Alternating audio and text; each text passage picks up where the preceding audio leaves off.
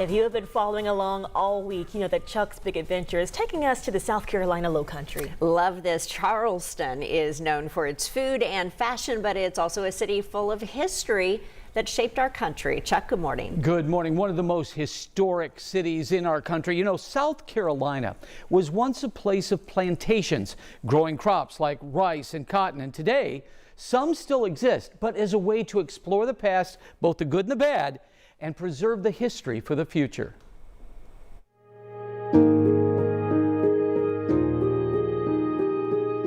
Magnolia began its gardens in the 1840s. Reverend Drayton wanted to bring his wife paradise here on earth. And at the end of the Civil War, Reverend Drayton was land rich and cash poor. And in order to bring some money back to the family, he decided to open the property to the public. The plantation also doesn't shy away from its history with slavery. 4 restored cabins that were once home to enslaved people serve as a focal point for conversation about a dark time in American history. And at the end of the Civil War, Reverend Drayton offered the enslaved the ability to stay in the cabins they were living in originally. They would go from duplexes to a single family home, and they could work in the phosphate mines across the street and also help tend to the gardens here, and 21 took him up on that offer.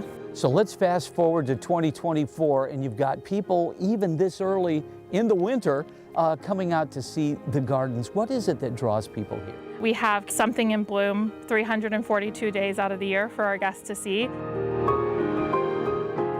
We also have a very rich history, not only with the From Slavery to Freedom tour, but our Magnolia House tour, history that's in the grounds itself, the family tomb, the magnolia trees, the live oak trees. And then we have our wildlife here at Magnolia, not only our migratory birds, but our alligators, our turtles.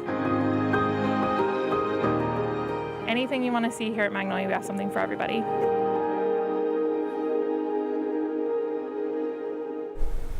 Thousands of people visit the gardens, and as I mentioned in the piece, every day, every month of the year, there are flowers blooming there just because of the climate around that plantation, and also they're expanding. It is now a big wedding venue. It's a big business there, and in their busy months, they can host 3 weddings at a time in one day, and we actually saw a couple touring the venues the day we were there. So if you want to learn more, check out our website, WTHR.com/Chuck's Big Adventure. And coming up in the next hour of Sunrise, I really think you're going to like this piece.